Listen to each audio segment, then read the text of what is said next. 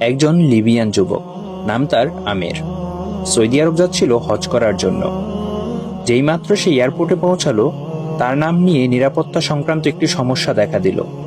নিরাপত্তা বাহিনীর লোকেরা তাকে বলল, একটু অপেক্ষা করো, আমরা চেষ্টা করছি সমস্যাটা সমাধান করতে। এই সময়ে অন্য সব হাজিরা তাদের প্রক্রিয়া শেষ করে প্লেনে উঠে পড়ল, আর প্লেনের দরজা বন্ধ হয়ে গেল।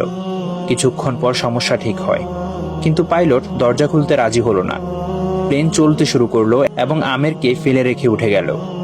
অফিসার তাকে সান্ত্বনা দিয়ে বলল, মন খারাপ করো না, হয়তো এটা তোমার কপালে ছিল না। কিন্তু আমেরের ছিল অটল বিশ্বাস।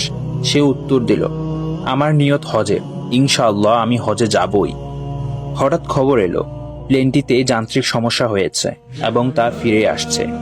প্লেন ফিরে এলো, মেরামত করা হলো, কিন্তু তাও পাইলট আমেরের জন্য দরজা খুলতে রাজি হলো না। অফিসার আবার বলল, হয়তো তোমার ভাগ্যে নেই। কিন্তু আমের ছিল ধীর প্রতিজ্ঞ, স্থির ও দৃঢ়চেতা। সে বলল, আমার নিয়ত হজের,